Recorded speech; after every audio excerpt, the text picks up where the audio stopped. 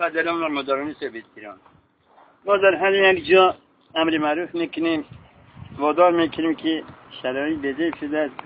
هر یک بنده مسلمین باید فهمد که هر یک قدم ما گناه است.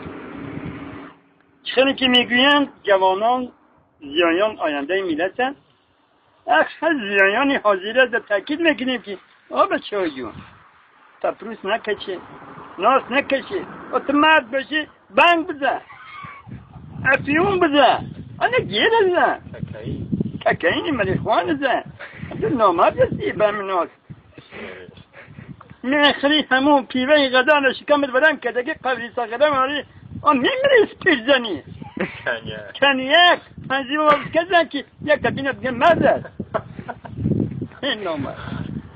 برادر به همون چشمی بد نگاه میکنی، در همون دخترها در همون بیوزنها نگاه میکنی، حسد میخری، این نامردی است.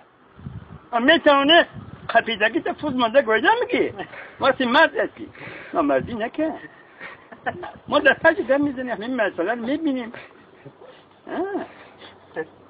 هر مرد باشه قپیدگی چه کس کده گویده میگیره، نمیتونه کون تا بجا.